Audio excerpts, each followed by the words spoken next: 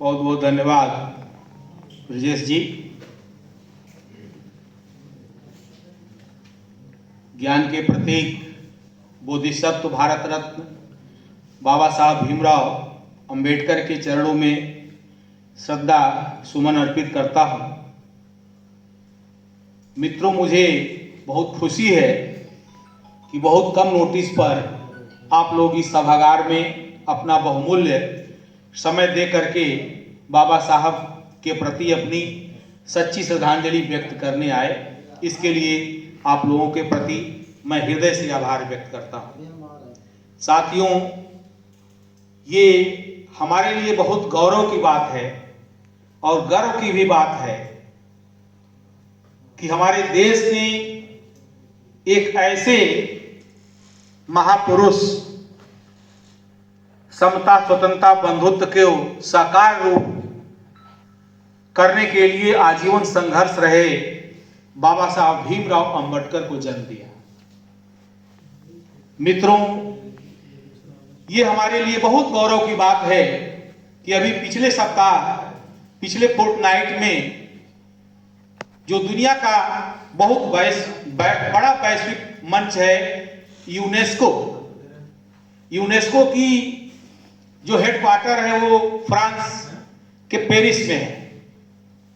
और इस संविधान दिवस के शुभ अवसर पर बाबा साहब अंबेडकर की जो आदमकद प्रतिमा है, उनका ये हाफ फोटो जो वक्ष का मूर्ति है, यूनेस्को के मुख्यालय पेरिस में उसके एंट्री गेट पर लगाया गया है।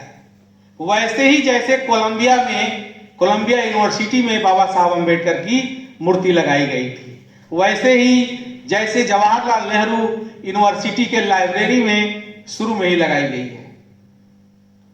ये कोई साधारण काम है? ये कितना बड़ा काम है? ये निश्चित रूप से यह बात प्रमाणित करती है कि बाबा साहब वास्तव में बहुत महान थे। उन्होंने अपना जीवन समता, बंधुता के लिए, सबके कल्याण के लिए, यदि हम वेदों की बात करें तो वेद क्या है? सबके कल्याण की कामना करता है।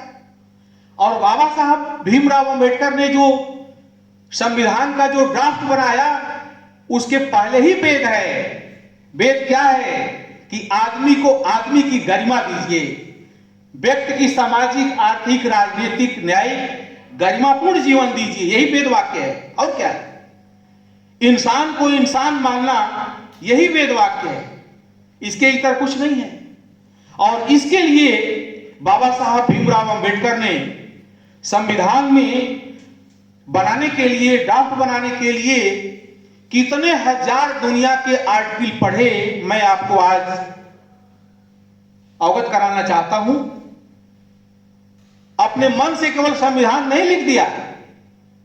संविधान सभा में वो हजारों हजार आर्टिकल लेकर के रोज सुबह आते थे, उस पर चर्चा होती थी और लोग कहते थे कि हाँ ये ठीक नहीं है, तो बाबा से कहते यस, जो ठीक है हम केवल वही रखेंगे। और इस तरीके से 395 अनुच्छेद, कई हजार रिसर्च आर्टिकल दुनिया का पढ़ने के बाद जो है अपना ज्ञान दे करके उन्होंने कन्वर्ट करके बनाया। और वो भारत का संविधान दुनिया का सबसे खूबसूरत संविधान बना, जिसमें समाज के हर वर्ग के लिए, इंसानियत के लिए, इवन मानवता के लिए सबसे बड़ी धरोहर जो है उसमें उन्होंने रचा गढ़ा। दुनिया ने इसका स्वागत किया। दुनिया में बाबा साहब भीमराव अंबेडकर की ख्याति दिनों दिन बढ़ती जा रही है, हमारे यहां भी बढ़ रही है। लेकिन मुझे बहुत दुख हुआ कि पेरिस में यूनेस्को मुख्यालय में जब मूर्ति लगाई गई, इसका कोई प्रचार भारत में नहीं हुआ। सुबह मैं उठ करके 5 बजे जब बिस्तर से उठता हूं और देखता हूं ट्विटर पर समाचार थोड़ा सा अर्ली आता है और अच्छे एथेंटिक आते हैं। हमने कहा कि अरे ये तो वंडरफुल चीज हुई, और उसको तुरंत मैंने फेसबुक पर अपने लगाया। उस पर बहुत सारे लोगों ने शेयर किया, कमेंट किया, और हम समझते हैं कि इतना बड़ी घटना हुई भारत में अभी कुछ % लोग जान पाए होंगे। ये हमें बताने की जरूरत है कि हमारे यहाँ अंबेडकर जैसा जो चमकता सूरज है वो दुनिया के किसी और देश के पास नहीं है। उसने, जैसा कि अभी परम आदरणीय पांडे जी ने बाबा साहब भीमराव अंबेडकर की महत्ता को रेखांकित किया कि बाबा साहब भीमराव अंबेडकर कितने बड़े राष्ट्रवादी थे, कितना बड़ा उनका योगदान है भारत की राष्ट्रीय एकता और अखंडता में। डॉक्टर अंबेडकर के सामने बहुत सारे विकल्प थे, धर्मों के विकल्प थे, भारत को खंड खंड करने में एक हिस्सा अपना लेकर के अलग होने के विकल्प थे, लेकिन बाबा साहब ने यह प्रण किया कि जिस देश जात में जन्म लिया बलिदान उसी पर हो जाओ, वह शक्ति हमें दो दया निधि कर्तव्य मार्ग पर डट जाओ। बाबा साहब भीमराव अंबेडकर चाहते तो कोई और धर्म भी अपना सकते थे, अपने लोगों को लेकर के एक अलग देश भी बना सकते थे जिसका ऑफर था, लेकिन गांधी जी जो बैठते हैं जब अनशन पर, सारी बातें आप लोग जानते हैं, और कस्तूरबा जी ने आंचल फैलाया कि अंबेडकर जी हमारे सुहाग की रक्षा कीजिए। डॉक्टर अंबेडकर ने जो है उनको अभय दान दिया और कहा कि ठीक है, चलिए आपने ये जो किया ठीक है, हम आपको बचाते हैं, हम आपको अभय दान देते हैं, हम थोड़ा समझौता करते हैं, क्योंकि आने वाले दिनों में अगर मैं नहीं करता हूं तो हमारे लोगों को आप छोड़ेंगे नहीं। थोड़ा सा कड़वी बात है, लेकिन वास्तविकता ये थी। और डॉक्टर अंबेडकर ने राष्ट्रवादिता के साथ, राष्ट्रीय एकता के साथ कोई समझौता नहीं किया। भारत के लिए विकसित भारत, मैं फेसबुक पर अपनी जो फीलिंग है, जो दर्द है, उसको बयान करता रहता हूं फेसबुक पर, व्हाट्सएप पर और ये ट्विटर पर, कि हम भारत को विकसित होने का जो सपना देख रहे हैं वो तब तक पूरा नहीं होगा जब तक समाज में यहाँ जो वंचित वर्ग है, जो पीड़ित वर्ग है, जो दलित पिछड़ा वर्ग है और आधी आबादी जो महिलाओं की है, इनके विकास के बारे में अगर आप नहीं सोचते हैं तो भारत को विकसित होने का सपना आप भूल जाएंगे।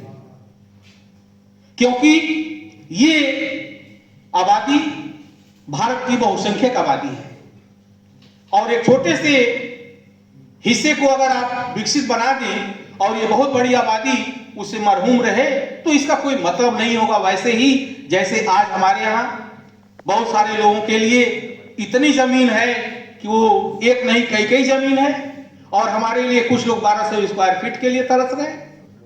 हमारे यहाँ जो अभी राज बहादुर जी ने कहा कि हमारे यहाँ बहुत ही समाज में अभी शोषण का सिलसिला जारी है हमारे मजदूरों का। हमारा जो मिनिमम, जो हमारे संविधान की प्रस्तावना में ह्यूमन डिग्निटी की बात की गई, उसको पूरा करने के लिए अभी हम सही नहीं कर पा रहे हैं, उतना नहीं कर पा रहे हैं, और वो करना पड़ेगा क्योंकि यह समय की डिमांड है। और वही बात आदरणीय प्रोफेसर पांडे जी ने कहा कि डॉक्टर अंबेडकर की रेलेवेंस दिन प्रतिदिन बढ़ता जा रहा है।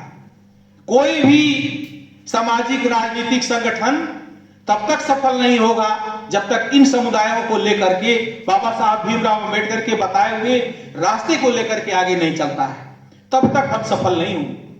अभी राज बहादुर जी ने कहा बाबा साहब भीमराव अंबेडकर, मैं अभी और अपनी बात नहीं कहूंगा, आप लोगों की बातों को ही मैं पुष्टि कर रहा हूं क्योंकि अभी समय बहुत हो गया है, कि ये भारत के संविधान की देन है कि देश की सर्वोच्च कुर्सी पर दूसरी बार जो है कोई महिला और अनुसूचित जात जनजाति वर्ग की पहली महिला देश की राष्ट्रपति हैं।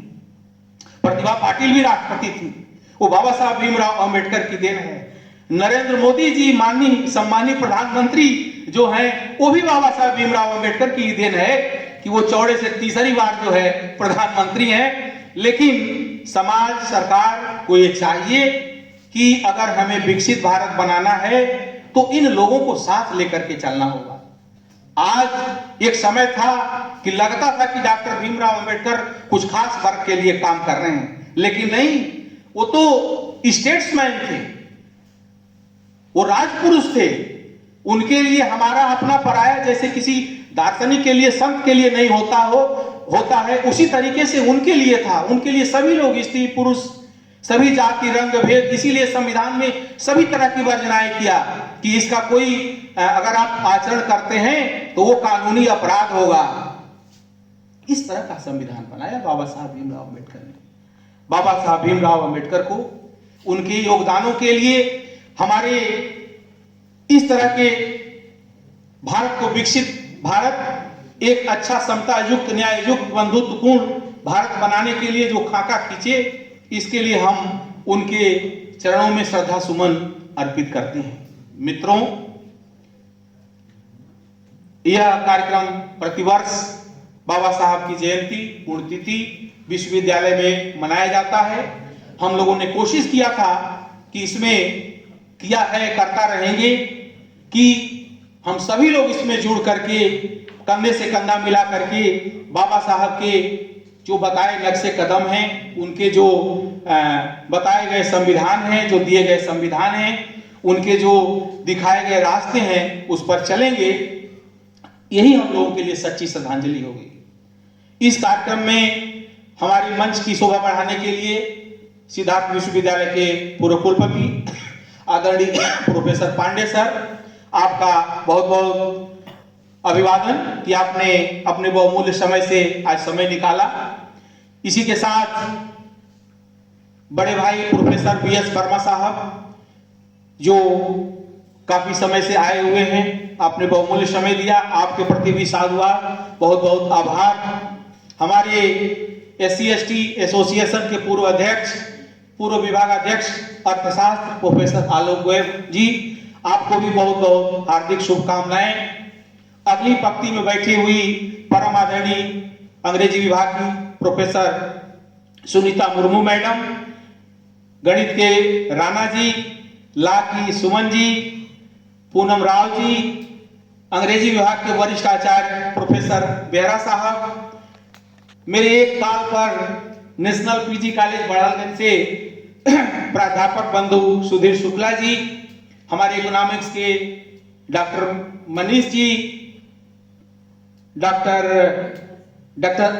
कल्पना दिवाकर जी, और उस कड़ी में शुक्ल जी, प्रभुनाथ जी, हमारे प्रिय शोधार्थी, स्नातक पर स्नातक के बंधु, कर्मचारी संघ के जुझारू नेता राज बहादुर गौतम, भौतिकी के प्रकांड विद्वान निखिल जी, हमारे प्यारे साथियों, प्यारे बच्चों, और इस कार्यक्रम को मीडिया तक पहुंचाने के लिए शुक्ला जी को मैं बहुत बहुत धन्यवाद दूंगा कि आप पहुंचाएंगे इस चीज को। और इसी के साथ साथ हमारे प्यारे बच्चे जो विभिन्न रूपों में अपना मदद कर रहे हैं, आप सभी के प्रति मैं बहुत आभारी हूं। बहुत अच्छी तरीके से मंच का संचालन वरिष्ठ प्राध्यापक ब्रेस जी ने किया, इसके लिए आपको भी बहुत बहुत शुभकामनाएं। इसी के साथ इस श्रद्धांजलि सभा का कार्यक्रम विसर्जन किया जाता है, और आप लोगों से निवेदन है कि बाहर चाय और पानी की व्यवस्था है, आप चाय पी करके ही जाएंगे। बहुत बहुत धन्यवाद। जय हिंद, जय भारत।